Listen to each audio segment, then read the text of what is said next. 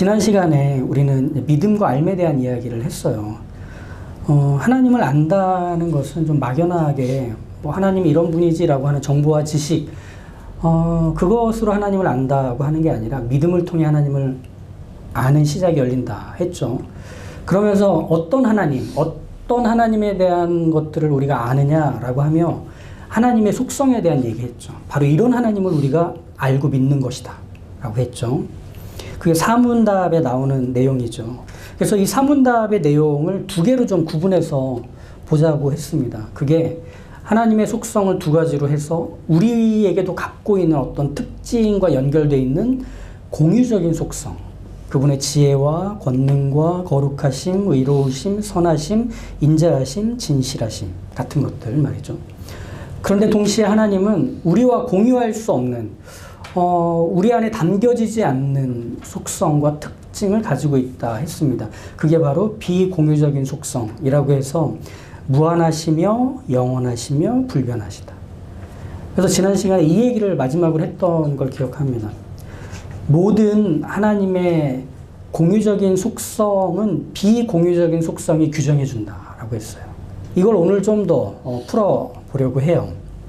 우리 안에도 담겨져 있는 뭐 사랑, 정의, 진실, 용기, 성실 같은 것들을 통해 우리는 하나님이 그런 분이시다라고 하는 것을 미뤄 짐작하고 또 하나님이 그렇게 보이실 때 담을 수 있는 그릇처럼 우리 안에 있는 게 말하자면 공유적인 속성과 우리 안에 있는 연결되는 특징이라고 생각하시면 될 것 같아요.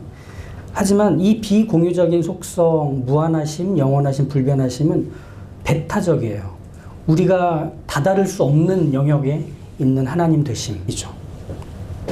그래서 사람은 하나님에 대해 알 수 있지만 동시에 하나님에 대해 알 수 없어요. 논리적으로 말이 안 되죠. 알 수 있지만 알 수 없다. 이 사실이 왜 믿음으로라야만 하나님을 알게 해주는지를 말해주기도 해요. 사실 우리 중에 모태신앙 있으시죠? 오랫동안 교회 다니신 분들 계시죠? 대체로 이런 분들은 하나님에 대해서 익숙해해요. 어색하거나 불편해하지 않아요. 하나님 사랑이십니다. 하나님 우리에게 은혜 주십니다. 하나님 우리와 함께 하십니다. 이런 것들에 대해 별로 거부감이 없습니다. 그런데 하나님에 대해서 익숙하다고 해서 하나님을 아는 건 아니에요. 이 점을 우리가 확인할 필요가 있습니다. 사실은 익숙하기 때문에 하나님을 몰라요. 성경에 나오는 하나의 사건을 좀 볼까요? 다윗이 왕이 된 후에 법궤를 예루살렘으로 가지고 가려고 합니다. 법궤를 이동하는 책임을 우사와 아요에게 맡기죠.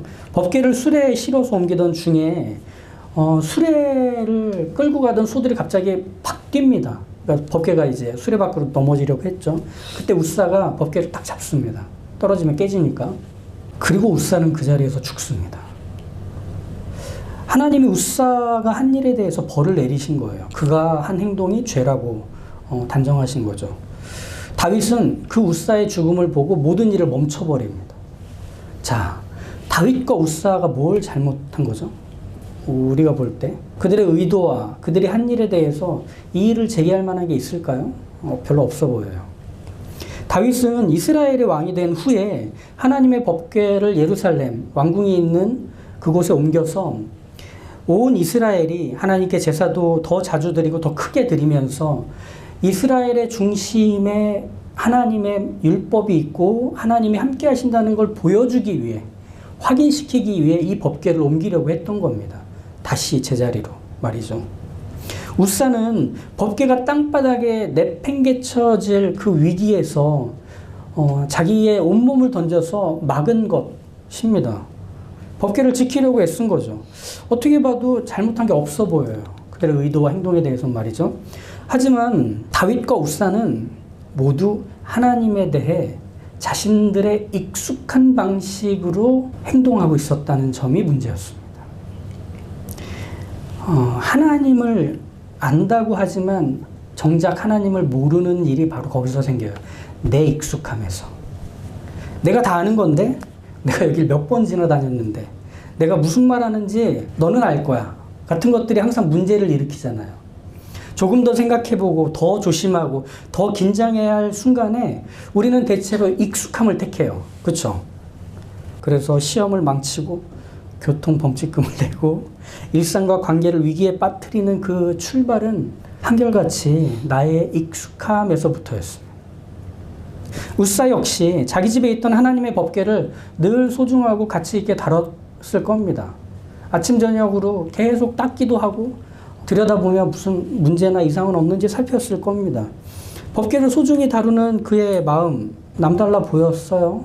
그런데 그게 하나님이 법궤를 관리하라는 방식, 법궤를 옮기라는 방식과 이어질 거라고 생각한 것은 그의 익숙함의 결과였을 뿐입니다. 우사는 하나님의 법궤에 대한 익숙한 마음과 생각에서 자기가 알고 있는 방식으로 하나님을 위해, 법궤를 위해 행동한 거예요. 하나님이 그걸 죄라고 지적하신 거예요. 왜냐? 죄는 하나님으로부터 벗어나는 모든 것들이거든요. 여기서 익숙함은 하나님으로부터 벗어나 있는 것을 수용하게 만드는 거예요. 그러니까 내가 하나님으로부터 벗어나 있고 내가 하나님의 말씀과 생각에서부터 떨어져 나왔다는 것을 인지하지 못하게 하는 게 내 익숙함의 함정이에요. 우리 찬송가를 불러보면 다 각자의 찬송가를 가지고 있어요. 옛날부터 들어왔던 그 귀에 익숙한 멜로디를 불러요. 그런데 윤신혜 집사님이 피아노를 치시면 다 틀렸다는 걸 알게 돼요. 하던 대로 하는 것, 그건 틀린 거잖아요.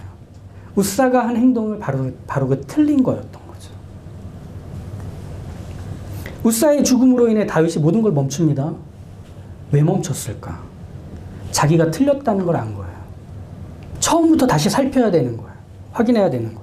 어떻게 이런 일이 일어났지? 그렇다면 이제 무엇을 해야 하는 거지? 라며 다시 짚어보기로 하는 거죠. 그렇게 해서 알게 된 사실은 법궤 모서리에 고리가 있네. 이게 뭐지? 고리에 막대기를 걸어서 제사장과 레위인에게 어깨에 짊어지고 옮기라는 하나님의 율법을 그제서야 알게 된 겁니다. 그래서 다윗은 모든 것을 처음부터 다시 시작합니다. 다윗은 하나님이 나의 익숙함에 갇혀 계실 분이 아니라는 걸 인정했어요. 그래서 다른 길을 찾게 됐죠. 이처럼 하나님은 끊임없이 낯선 분으로 우리에게 다가오십니다. 우리가 알고 있는 것을 매번 갱신하세요. 그래서 거기에 멈춰있지 않게 하세요. 그 다음으로.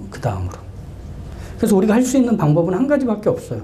우리가 알고 있다는 사실 앞에서 텐트를 치고 여기가 좋사오니라고 하는 것은 믿음이 필요 없는 행동이거든요. 또 낯선 자리에서 찾아오신 낯선 하나님을 믿고 거기에 발을 내딛는 겁니다. 그리고 나서 확인하고 보게 되는 그 하나님을 따라가는 것. 이게 우리로 신앙하게 하는 모습입니다. 그러니 뭐가 쉽겠어요? 뭐가 만만하겠어요? 하나님의 이 성품에 대해서, 이 속성에 대해서도 마찬가지입니다. 왜 공의적인 속성, 비공의적인 속성이라고 이렇게 표현하느냐면 하나님은 사랑이십니다. 하나님은 인자하십니다. 하나님은 성실하십니다. 하나님은 지혜로우십니다. 라고 하는 걸 꼭 우리는 우리의 경험에, 우리의 생각에, 우리가 갖고 있는 어떤 지식과 정보 속에서 그 하나님을 해석하고 다루는 걸로 끝내려는 경향이 있기 때문입니다. 그러니 하나님의 비공유적인 속성에 의해 규정되는 하나님의 지혜는 무한하시며 영원하시며 불변하십니다. 라는 것 앞에서 우리의 믿음이 동원되게 하시는 거예요. 아, 그런 하나님이지. 그렇다면 바로 여기서 하나님은 당신의 지혜를 어떻게 발휘하실까 하며 그 하나님을 향하게 되는 것. 그때 하나님을 알게 되는 겁니다. 바로 이 순서, 이 과정을 밟게 되는 거죠. 하나 또 예를 좀 들어보려고 해요. 하나님이 위로의 하나님이라고 하는 것을 설교하고 또 찬양 가사에 담은 게 상당히 잘못됐다라고 하는 주장을 펴는 얘기들을 종종 듣습니다. 하나님은 영광스러우시고 스스로 계신 하나님이신데 어떻게 우리의 위로를 위한 수단처럼 하나님이 사용되시겠느냐? 너무 하나님을 깎아내리는 것 아니냐? 하나님은 경외의 대상이시고 경배의 대상이시니 하나님 다우심 앞에서 우리가 그 영광을 찬송하고 엎드려야 한다. 그러니 무슨 뭐 위로해 주세요, 뭐 다독거려 주세요, 뭐 하나님 사랑해 주세요. 이런 것들로부터 우린 떠나자 하는 주장. 일견 맞는 주장 같아 보여요. 하지만 이 주장이 놓치는 것은 하나님에 대해서 소홀하기 때문이 아니라 위로에 대해서 오해했기 때문입니다. 위로는 우리의 경험과 기준을 가지고 이런 거예요. 누군가 힘겨워하는 사람이 있으면 많이 힘들구나. 기도할게. 분명 길이 있을 거야. 힘내보자. 이렇게 우리가 위로하는 말들을 건네주죠. 근데 누군가를 위로하는 것은 말로 그 자리에서 하는 게 제일 우리답게 하는 거예요. 무슨 말이냐? 가장 쉽게 한다는 얘기예요. 위로는 그 사람을 향해 나의 전 존재가 동원되는 일이에요. 위로에 전력을 기울이지 않는 건 위로일 수 없거든요. 위로가 필요한 사람의 현실이란 우주를 잃은 상태예요. 토대를 뺏긴 상태고 스스로를 지워버리고 싶을 정도로 자책과 망연자실함 속에 완전히 빠져버린 상태에 있는 사람이에요. 근데 말 한마디로 그를 건질 수 있다고요? 그를 일으킬 수 있다고요? 말 한마디로 그게 가능하면 자기가 자기한테 말하겠죠. 안 되니까 거기에 무너져 있는 것 아니겠습니까?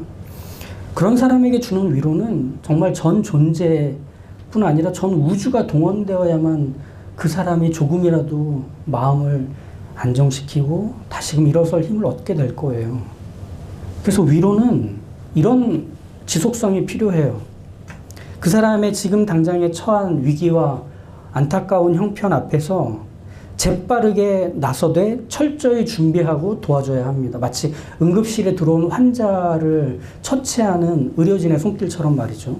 그리고 나서 그 다음에 회복하는 과정, 거기까지도 위로예요. 거긴 남이 해주는 거 아니에요. 위로를 시작한 사람이 거기까지 자기의 노력과 에너지와 수고와 품을 아끼지 말아야 돼요. 그 전 과정에서 그 사람에게 집중하고 돕고 살피는 일까지가 위로예요. 그렇게 본다면 이런 위로는 하나님밖에 해주실 수 있지 않을까? 누가 하겠습니까? 우리가 받고 싶은 위로, 우리가 하고 싶은 위로는 하나님을 동원하지 않으면 도무지 이뤄낼 수 없는 위로입니다. 하나님만이 우리를 분명히 아시고 끊임없이 도우시고 우리가 잠자는 동안에도 우리의 곁을 지키시는 유일한 분이시잖아요. 그런 분이 위로하는 거예요. 그러니까 하나님은 하나님의 위로라고 하는 건 사실은 우리가 알고 있는 걸로 하나님을 제한하고 속박해서 이 정도의 하나님인 양 여기는 것들, 이건 믿음이 필요 없는 우리의 한계 있는 알미 되겠죠. 바로 이거를 뚫고 가는 것이 하나님 되심, 그리고 그것을 우리가 받아들이는 믿음이 됩니다. 그래서 아까 했던 얘기로 좀 더 연결을 해보면, 그렇기 때문에 우리는 끊임없이 무엇을 확인하느냐 하면 하나님의 공유적인 속성을 보고 하나님의 비공유적인 속성을 신앙하는 거예요. 하나님의 공유적인 속성, 그분의 사랑, 그분의 거룩, 그분의 지혜, 그분의 성실함 같은 것들을 하나님의 비공유적인 속성, 무한하심, 영원하심, 불변하심을 통해 확인하는 거예요. 그걸 신앙하는 거죠. 우리의 평생의 말입니다. 우리가 잘 아는 하나님의 사랑에 대한 얘기를 해볼게요. 수많은 이야기와 노래의 늘 주제가 되는 것이 사랑입니다. 사랑, 우리가 참 잘 알고 있다고 생각하는 사람에게 있어서의 보편적인 가치이며 덕목입니다. 그런데 우리가 알고 있는 사랑들 한번 떠올려 보십시오. 부모의 사랑은 좀 배제합시다. 그거는 하나님의 사랑을 닮아 있는 것 같으니까. 우리의 뭐 연애하는, 또 이제 결혼 생활하는, 뭐 형제 간의 사랑, 친구 간의 사랑, 뭐 이런 것들 한번 좀 떠올려 보시면, 대체로 우리의 경험 속에서의 사랑은 짧은 사랑, 아픈 사랑, 이기적인 사랑, 일방적인 사랑, 이런 것들이 우리의 경험상 더 많이 알고 있는 사랑이잖아요. 그죠? 그런데도 그걸 사랑이라고 다 불러요. 이것은 뭘 말해주느냐면, 사랑이라고 하는 것이 그 사랑하는 사람과 떨어져 있지 않은 걸 얘기해 주는 거예요. 사랑이란 곧 사랑하는 그 사람에 의해서 드러나는 거예요. 그래서 이기적인 사랑이든 짧은 사랑이든 아픈 사랑이든 일방적인 사랑이든 그 사람이 보여주는 걸 통해서 확인하고 내가 그 사랑을 받으면서 확인하는 것들이죠. 그래서 자신의 만족과 재미를 위해 상대를 사랑하고 아껴주다가 실증나서 떠나면 그건 아픈 사랑이 돼요. 이기적인 사랑이 돼요. 헌신적이고 다정하게 대해줬지만 뜻밖의 사고나 질병에 의해서 이 사랑이 단절이 되면 짧은 사랑이 되고 아픈 사랑이 돼요. 그러니까 사랑은 사랑하는 사람과 이렇게 떨어져 있지 않은 채로 보여지죠. 기독교는 사랑의 종교라고 부를 만큼 사랑이 가장 중심에 놓여 있습니다. 왜냐하면 하나님은 사랑이시기 때문에. 그럼 이제 하나님이 사랑이시라는 걸 우리는 어떻게 말할 수 있느냐면 하나님의 사랑은 무한하시다. 하나님의 사랑은 영원하시다. 하나님의 사랑은 변하지 않으신다. 즉 앞서 말한 사랑 얘기처럼 하나님 자신과 하나님이 하고 계신 사랑이 떨어져 있지 않아야 그 사랑이 우리에게 비로소 알려지게 된다는 그 말입니다. 즉 공유적인 속성이 비고유적인 속성에 의해 선명히 규정이 되는 그 모습을 보여주는 거죠. 근데 이제 여기서 하나님의 사랑이라고 하는 것은 그러면 그분의 사랑이 무한하시고 영원하시고 불변하시다라고 하는 게 우리에게 적용이 됩니까? 우리가 그걸 누군가 해줬으면 좋겠지만 우리가 그걸 할 수 있겠느냐는 거죠. 좀 불가능한 영역, 손이 닿지 않는 저 너머에 있는 것처럼 보이죠. 하지만 하나님의 사랑이라고 하는 이 공의적인 속성은 우리가 그분을 닮아 살아가는데 일종의 방향의 역할을 합니다. 그분을 닮아가는데 이것이 내용이 된다는 얘기입니다. 그래서 우리는 하나님의 사랑을 경험해서 하나님의 사랑을 우리의 삶으로 살아내는 거예요. 그분이 우리에게 보여주신 걸 가지고 하는 겁니다. 우리가 갖고 있는 걸로 하는 게 아니라.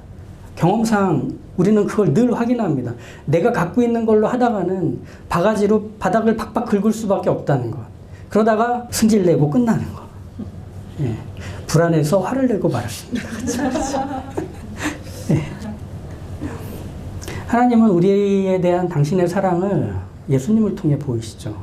하나님이 세상을 이처럼 사랑하사 독생자를 보내셨으니 당신의 모든 걸 주신 거예요. 모든 걸 동원하신 거예요. 사랑이라는 것에는 나의 모든 걸 다 주어야만 한다는 것을 하나님이 알리신 거죠. 그래서 하나님의 사랑은 선합니다. 이걸 우리식으로 표현하면 이렇게 돼요. 하나님의 사랑은 친절한 거예요. 친절하다는 kind, 영어의 kind의 어원은 kin에서 나오는데 이 kin이라고 하는 건 친척, 가족이라는 뜻을 갖고 있어요. kind라고 하는 영어에서 이 종류라는 뜻도 있지만 같은 걸로 묶이니까 종류가 되겠죠. 친절하다라고 뜻을 표현할 때는 이 어원에서 가져온 것처럼 가족에게 좋은 일이 일어나기를 바라고 그 일들이 계속되기를 원하는 마음, 이게 친절이라는 것. 그러니까 내가 좀 예의 바르고 젠틀하다는 정도가 아니라 그 사람이 내 가족처럼 처음부터 끝까지 잘 됐으면 좋겠어. 여기에 의지가 담기는 게 하나님의 선하심입니다.